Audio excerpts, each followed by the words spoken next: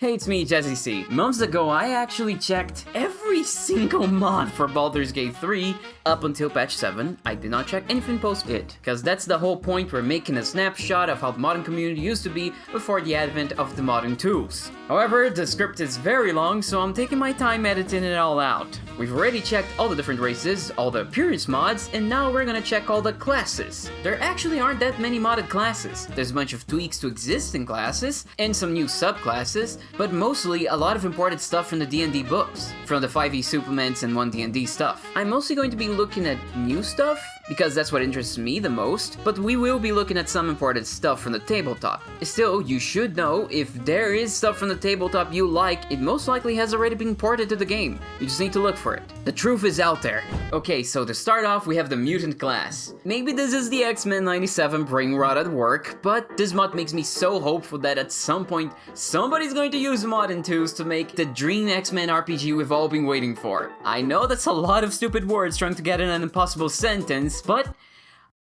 the mutant class is set up around X genes you acquire as you level up, all themed after actual X-Men and their powers. You can acquire up to 5 of them on your way to level 12. Some of them include Ace Gambit, which charges anything you throw with explosive kinetic energy. Wait, no, it didn't work. Huh, even though the passive is toggled. This is actually not the only thing in this mod that didn't work, so do beware. Things might be bugged. Domino effect, which gives you permanent guidance that is always a 4, and the uncanny dodge ability. This is massively broken, and I love it because that power is actually bullshit and broken. Toxic Toad increases your jump distance, makes it deal damage, and you ignore fall damage. Finally, you can make lae'zel into a real toad, beautiful and twice as jumpy. Forge's Vision gives you a mechanical ally. Shadow Crawler lets you teleport as a bonus action. Golden Jubilee lets you make fireworks, also explosions that get stronger for your level. Recall that in time, all becomes dust. Adaptability, I love a lot. It gives you resistance to the last damage type you receive, which is a very cool mechanic. Kitty Phase makes you invisible. I feel like a gas form would make more sense in terms of what their power does, but sure, I get it. And then there's Juggernaut, which isn't a mutant and shouldn't be here. His power comes from the Chrism Gem of Cyterac, dude. I didn't get all those wedgies in high school to get my valor stolen by a faker. This is a standard charisma spellcasting class, but the author tried to stick to spells and cantrips that felt like superpowers. You will not be casting spells where you pray to the gods to heal your allies, infuse a weapon with magic, or summon demons. I take exception to this phrase. I would be a dick here and say that, Gambit can essentially infuse people's weapons with his power, and magic can summon demons. But hey, I get what they're trying to say, and I appreciate it. The author also managed to differentiate this class a bit from other spellcasters with the first class feat you get, X-Gene, which means since your spells are innate mutations, you don't use verbal components. Silence doesn't work on you. Okay, I guess we're ignoring Banshee now, which is weird because one of the passives directly mentions them, but sure. You also get 2 more class feats as we level up, I mentioned Skeleton and Cerebro, which again bothers me because they're not mutations, but I'm sure the author knew that. I can't help myself. I think I'm starting to understand why I got all those wedgies. The Adamantium gives you HP and Constitution, and Cerebro gives you Expertise and Insight. Finally, at level 12, we go full Jean Grey, acquiring the Phoenix Force. We can choose between 3 variations of it, Fallen, Flaming, and Darkness, which all do very specific and honestly underwhelming things. You gain a spell slot by killing an enemy, you squirt a cloud of darkness when you're dying, like a fucking squid, etc.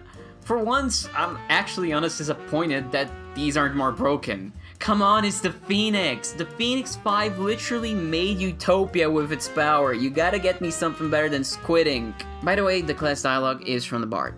It's a great mod. I just love seeing the passion other fans have when making stuff like this. I almost didn't review this mod, but then I saw this comment. Well, cool idea, but bad implementation. Glad you aren't a dev of any RPG, smiley face. You. For example, you have this class called Smart that's like adding a bunch of spells, and every time you cast a spell you need Idiocracy.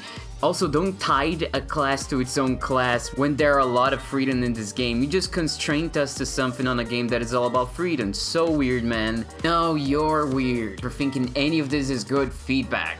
P.S. I'm coming from Succubus new class. Of course you are. Didn't even goddamn proofread your comment and you're acting all high and mighty. After seeing this shit of an example of feedback, I decided to give some of my own. So here we go. The Soul Reaper comes with 3 subclasses, 3 scythe weapons, and a bunch of class feats and spells. The scythes have many abilities that are unlocked as you level up, which is great, which means you don't have to get rid of this weapon, which would be a shame because it looks cool as fuck. These effects, however, do not fit the design of the rest of the game's spells, feats, weapons, etc. They feel more appropriate for an MMO rather than a tabletop-inspired game. There's a lot of percentage chances, which I know, dices are all percentages anyway, so what's the matter? Consistency, for one, but also, take this for example. This feels like it should be a save, right? If you make it into one, you also don't have to increase the chance manually like that, since it will increase with proficiencies and attributes naturally. It also inherently makes it more balanced because it will interact with enemy defenses. Also, Crit 18 level 3 is insane! Moving on, we have 3 subclasses. The Destroyer is straightforward, stealing the souls of their enemies to deal tons of damage by harnessing the magical power of their grievances. Morning, Turner! Dinkelberg. Deprivator specializes on dealing status effects and continues escalating damage to enemies while having to continuously consume their souls. Vanguard is a tank that uses absorbed damage to enhance abilities, either using them to tank and hold the line, or counterattack viciously. Regardless of which subclass you pick, you have to deal with the class's soul-eating mechanic. A bunch of abilities you have will earn you soul morns, that can then be used to cast other abilities. It's a cool edgy class with a unique mechanic, and although it doesn't fit completely into the game, it's definitely a change of pace some people might welcome. Also, the sides look sick! Live your childhood dreams by becoming a Z-Warrior yourself. Increasingly ridiculous escalating world-destroying enemies not included. Okay, so we have 3 Dragon Ball Z class mods. Ki Warrior, Ancient Saiyan Warrior, the mod formerly known as Saiyan class mod, and Dragon Ball Warrior. We'll be looking at Dragon Ball Warrior because it's the most recent and, honestly, no shade to the other mods, the best one in my opinion. Like, even if you aren't a Dragon Ball Z fan, the class mechanics are so interesting here that there might be something for you here anyways. Though if you want something that somehow jams DBZ stuff into the lore of Faerun, you might actually want to get the Ancient Saiyan Warrior mod, the mod formerly known as Saiyan class mod. In a way that reminds me of Xenoverse, Dragon Ball Warrior actually makes classes out of all the racial options from the Dragon Ball universe. We have the Nameless Namekian, Saiyan Elite, Frieza Clan Mutant, Time Lord, and Android Alpha. Also the eponymous Z Fighter. For each, the mod also recommends a race to match. You know, I didn't even think of this, but Gift for Namekian and Tiefling for Frieza Clan actually really does work a lot. Very clever. The author also mentions the mod was tuned for higher difficulties, which I'm guessing means it's kind of broken, so keep that in mind. Keeping in line with the martial arts of Dragon Ball, all classes were designed for unarmed punchery. They're also all structured around the energy resource mechanic. Why it's not called ki is beyond me. All your attacks and abilities utilize energy. Generally, you want to build up energy for the big ki blast attacks, which brings us to something no Dragon Ball fight can do without, powering up. So you're really going to have to buckle up and scream your heart out to get there. You have 2 boost abilities that give you energy at different amounts. 1 bonus, 1 full action. And this is where the strategy comes in. You can use your full action to do a strong punch and then do a quick energy boost so you can start building up your energy for big ki attacks. You can use your bonus action for a light punch to do minimal damage and then use your full action for a big energy boost to really get to that big ki attack you want. And if the fight's going south and you need a ki attack now and you can't build to the big ki attack you want, you can just do one of the small ones. That kind of strategy is what I really like about this class. It's a slow burn, but there's a lot of options and paths you can choose depending on how things are going. Enemies hit by ki blasts do get to make a save to halve the damage on purpose, so keep that in mind. Don't go big expecting the fight to be over just to be left with your bulging muscles hanging out like a fool, Vegeta. All this gives energy a completely different feel to using ki points as a monk. Oh! Yeah, ki points. The monks already used that term, that's why they didn't. Okay, I see it. Additionally, ki blasts aren't spells, so no counterspell or verbal components despite all the shouting you need to do. And there are also creative utility abilities here aside from just attacks, like bracing, which stops you from moving or being moved and gives you resistance, or the fly ability. These classes come with the barbarian, wizard, and monk dialogue options, which, yeah, no, that makes sense. Maybe not the wizard one, but the other 2 for sure. Not going to go through all the abilities, but there's a bunch and all your favorites are here. For everyone, you get the standard stuff I mentioned earlier, plus instant transmission, and if you get the other mod that lets you get to 20, you also get an awesome ability that's pretty much what I wanted the Phoenix Force to be, a Dragon Ball Wish. It's utterly broken, and I love it because it lets you choose from a list of wishes done in the series. We can ask to get rich, which gives us an unlimited riches spell that summons a divine intervention chest. We can have our potential unlocked like Gohan, giving us 500 HP and energy. We can become immortal, so we get relentless endurance every turn, which is so fucking good. Or become the strongest, fastest, smartest, which raises the appropriate attributes to 20. For other more normal abilities, we have the special beam cannon, clone and giant size from Mechians. As a Z fighter, you can sense ki to find hidden enemies. You have a limited use of senzu beams that heal everything. Kaioken and a bunch of multipliers of it as you level up. Kamehameha, Destructo Disc, Solar Flare, the f***ing Spirit Bomb, which is an awesome ability because you can actually charge it a bunch of times before actually throwing it. The Saiyan Elite gets Sayaba Man. Jesus Christ, the Sayaba Man look different. I don't remember them being quite so, gruesome. Jesus.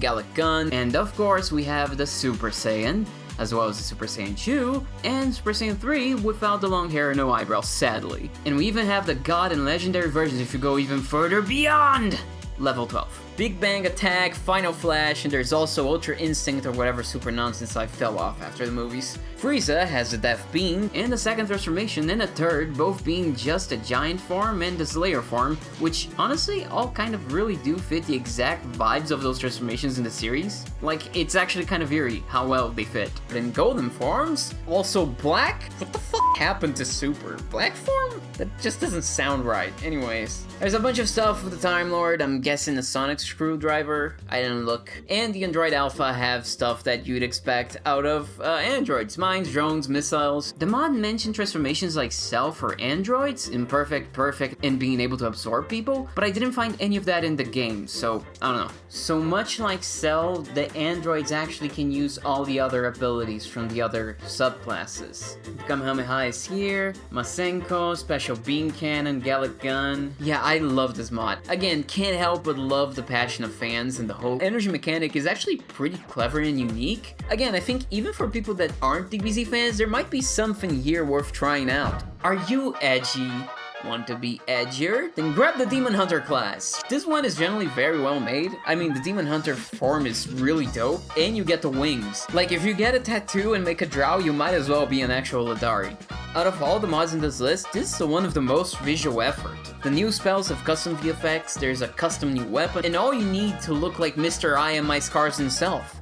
God, I could hear angsty Leon O'Brien talk all day. This is a Spellcaster Martial Mix class. The two key features of the class are the Metamorphosis ability that turns you into a big-ass badass demon, and their unique resource Fury that some spells will give you while others will require it to be used, like the Sofang. Hunters come with two subclasses. Havoc, the offensive one that uses blade and magic to fell their enemies. Get it? Fell.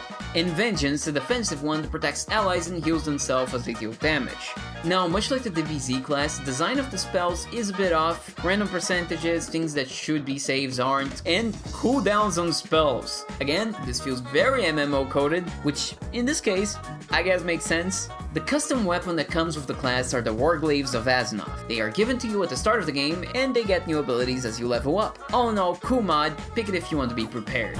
Our next mod is an adaptation of a homebrew class by Lexi Abbey, the Harlequin. Finally, a class that represents who you truly are. A f***ing clown. They are a bit of a halfway point between a rogue and a bard, taking the dexterity and damage dealing of the former and the social skills and spellcasting of the latter. You get mostly slippery and disruptive spells. That said, you don't get that many spell slots here, so keep that in mind. A unique cool feat you get is Rhythmic Assault, which increases the damage of consecutive hits, so don't miss. Harlequins use different aliases to do specific things so that each alias gathers a reputation. What this means is that in-game you have a disguise spell ability, except each disguise is one of your aliases that comes with a side benefit, like a bonus intimidation or persuasion, etc. This is the kind of marriage between story, gameplay, and roleplay that I love. The class comes with 3 subclasses: Acrobat, Jester, and Torchbearer. Acrobat is all about mobility and making yourself hard to hit. Here's some feats you'll be looking at. Evasive Training is Cun in action without the hide part. Elusive gives you a bonus action that for a turn gets you advantage on dex saves and attacks against you have disadvantage, and Armor of Anonymity can make your Charisma plus 12 be your AC,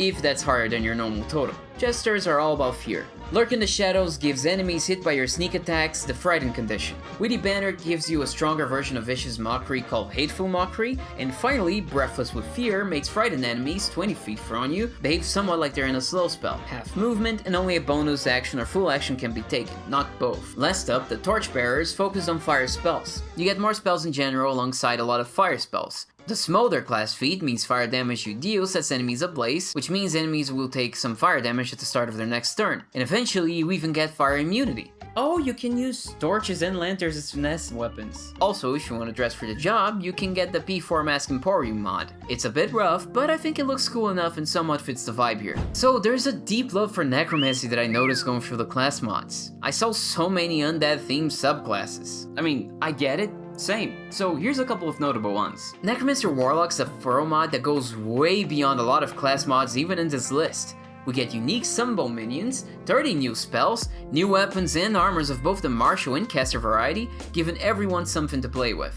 Now, all of that is cool, but nothing we haven't seen before. What we haven't seen before is the story of the class being added to the game via lore books and notes. The story behind the subclass is that you are a cultist under a Dracolich necromancer known as the Dread Overlord. And also mini quests and scavenger hunts where you find bone altars, called Totems of the Necromancer, that will give you new abilities and equipment. With other new equipment spread all throughout the game. It's some great stuff. Now moving on, there's a bunch of stuff to cover when it comes to the abilities. The mod has a lot going on, so I'll just mention the interesting stuff that I saw. You can summon a living claw from a corpse, but eventually you can get 2 from humanoids and 4 from beasts, which I love.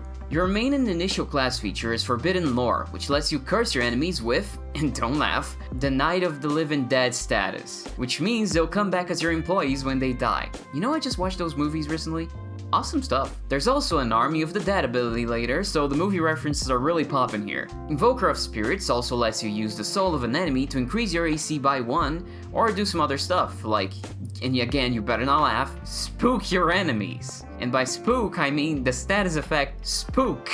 I don't know why that's so funny to me. Calling the status effect spook. Level 5 lets you animate the dead, and it also gets you a different feature depending on what pack you chose. Chain gets you Undress, the devil dog, who is later able to summon his own pack of ghost dogs. Blade makes your weapon vampiric, letting you heal from its attacks, if you have Vampiric Touch active. Meanwhile, Tom gets literally the most broken ability in the mod in the game now. Undead Commander Strike lets you use your bonus action to command 5 of your minions to use your reactions to do an attack.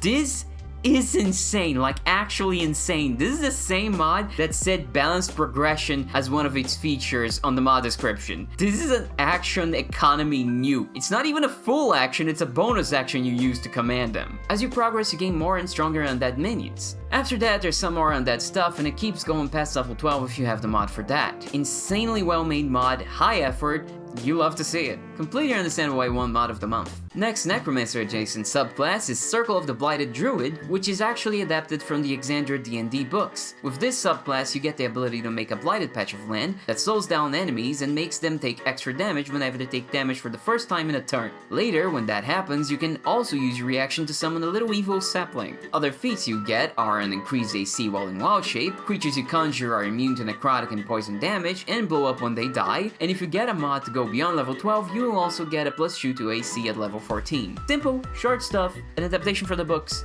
Very cool. There used to be a mod that added the Avatar state from The Last Airbender, but that got removed and only the translation is left. So bienvenidos to the Avatar state. Yeah, oh, never mind. The mod isn't working. Well, this was a bust. But hey, at least I found this cool Avatar tattoo. Get it if you want to play a 4 elements monk. Or if you want people to know where your face is. Either works. Water. Earth. Fire. Air. I don't know anything about Hunter x Hunter, aside from the fact that the WoW anime sound effect comes from it. But I thought I'd throw it here for the fans. It has classic spells like Bungee Gum, Bing Bang, Neato People, also in who could forget, Big Bang Impact, Big Bang. Also, there's a song from the anime you can use as battle music. Here. Hey, this is actually kind of a banger. This is actually kind of sick. Have you ever wanted to be a spoiled prince turned shitty king that died to resurrect his wife only for her to come back and kill you for being selfish enough not to just move on? No? Too bad. Here's the Rune King class and his sword straight from Runeterra and the League of Legends. Now you can say things like Isolde! or Kalista! You're back! The mod was done by someone foreign, so some of the wording is weird, but the mod is solidly made. I won't go through the abilities one by one, but they are all pretty much inspired by Viego's abilities in League, or at the very least they're based around the ideas they represent. Overall, the class centers around the Black Mist resource mechanic. It's somewhat similar to the energy in the Dragon Ball class, or the Soulmorns from the Reaper class. Some abilities needed to be used, some gain it. You start with 6 Black Mist stacks and lose 80% on every long rest. Not sure what the point of that is, you might as well just lose everything, you'll be left with very little, it's not that hard to get back. It just kind of has a side effect of making the player feel a bit bad when they take a long rest in a row or something, because it makes you feel like you're wasting stacks if you haven't fought anyone or anything. Level 1, the Rune King can also summon the Blade of the Rune King. It raises the enemies, it kills his undead. Again, let me repeat that. You can do that level 1. You can raise undead level 1. Crazy. You can then later buff these undead or kill them to heal yourself and get some mist. Besides that, your first and main resource of mist are the 2 abilities from the blade. First is a stab that deals damage and marks the enemy with the mist. The second ability then makes you strike the enemy twice and gain 2 black mist stacks for yourself. You can then spend the mist with abilities that let you dash and stun enemies, become invisible with haste when you're inside the mist, both just like Viego's abilities in League, and you can do a huge amount of damage to a target, which is Viego's ult. Isolde is also a summon, which is awesome. She has some support abilities like healing, but when she dies, you go full or accurate insane and become mad. So, be careful with that. Oh, I went rogue? What's happening? What the? Oh, Crown of Madness. Oh, what is going on? And one of the last abilities you get way high level is the Harrowing, which raises a bunch of undead, all of them with freaking haste. They do die in 2 turns, but that is insane shit, and also kind of a dope idea. I kind of love it. Weirdly specific class, but solid and great stuff. Now, do you want to be a Jedi? Then go play Knights of the Old Republic, you idiot. But fine, if you want to be a Jedi and Ben Karlach, I guess I can help you out. First we need the clothes, then the weapons, then some extra armor just in case the robes don't fit or if you're feeling particularly warlike that day. Then finally we get the class. The Way of the Living Force, as the name implies, started as a monk subclass, until it evolved into its own thing, though it still uses the monk framework. It has an armed defense feed, a focus on unarmed attacks, all of that is still there, as well as the use of key points which are used for force powers such as Force Push, Force Pull, and Jedi Mind Tricks, i.e. the command spell. The mod also incorporates the light and dark sides of the Force by letting you choose a passive from one of them every few levels. Light abilities are protective, while dark side are aggressive as expected. Here's 2 examples. Jedis gain expertise in persuasion, hence why their negotiations are short, while Sith gain expertise in intimidation. Also, Jedis can gain temp HP when they take damage, and Siths can gain key points when they kill a foe. Aside from that, we have 3 subclasses that follow Star Wars lore. Guardians are your Force-sensitive bruisers. They are all about their saber forms, which I think are all from actual Star Wars lore. I never bothered to learn any of the names, so I don't know. Forms usually have some passive bonus, like increased AC damage or being able to spend key points to repost. Sentinels are the midpoint between a Guardian and a Consular. They gain slightly more key, while also keeping some saber forms. They kind of feel like a mishmash of feats from other classes. They get Jack of all trades from Bards, Sneak Attack from Rogues, and some random invisibility. This subclass feels kind of weird to me, honestly. Consulars get a lot of key and a lot of force abilities, but are very squishy. They gain Portent instead of an extra attack, and Force Quicken that turns full action spells into bonus actions. Instead of saber forms, they get force forms that can increase damage, spell DC, sometimes in exchange for AC or saving those. The class also does come with passive increases to attributes, which you can and should toggle off to bring balance to the Way of the Living Force. Finally, we end the classes with an adaptation of a fan favorite class from the official D&D books that somehow didn't make it into the game. The Artificer. The class adds many items for itself, weapons, armor that you can buy from vendors, including a blueprint in Act 3 that lets you make your own Steel Watcher yourself. Some of these weapons are actually entirely new, flintlock pistols and rifles, really gunning for that steampunk aesthetic. What did you say? Watch it! Oh.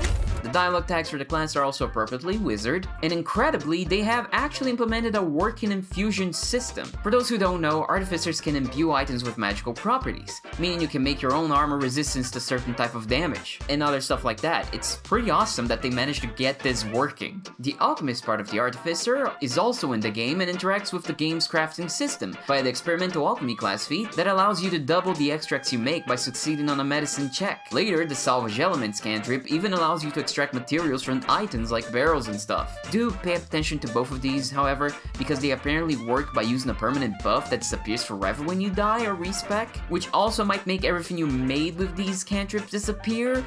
I'm not clear on that. This might be a thing they have changed or fixed already, but I couldn't find anything about that, so I'm mentioning it anyway so you can be aware. We also get some of the engineering prowess of the Artificer with the right tool for the job feat, which allows the Artificer to create a myriad of useful tools like shovels, thieves tools, trap disarming kits, and a hammer that can even let you upgrade your own armor. I think it might be only upgradable with Inferno Metal, so you don't have to go to the blacksmith dude, but I'm not sure on that. Flash of Genius is also here, allowing you to add +4 to any roll made as a reaction, and even use it during dialogue. The Artificer also comes with 4 subclasses. Alchemists can make elixirs that give you a variety of buffs, like increased AC, speed, bonus to attacks, and saving throws, and even flight. Armors are essentially Iron Man. You can put different effects on your armor, and also add bits and bobs to it, like thunder gauntlets, a force field, and a chest-mounted lightning cannon. Like literally, it's the arc reactor. I wasn't kidding. You can literally be Iron Man. Battlesmiths can summon a steel defender. It's like being a ranger, but for nerds. You get an iron pat that can punch people with lightning and do other cool stuff. Artillerists have the Eldritch Cannon to make warlocks feel inadequate with their Eldritch thingies. Oh, they can also blow up. The Artificer mod is a really thorough one that adds a bunch of stuff that, even if awkward, I thought would never be able to actually be added in any way to the game. The mod is one of the best around. And no one's ever gonna keep it down. Alright, that's it for this one. See you later. DI space dot no space DI. You, step back! We'll not tolerate drowning here. Don't worry, we're here to save the day. Also because it's someone's birthday. No! Not in the lava! No! Bitch! That's that.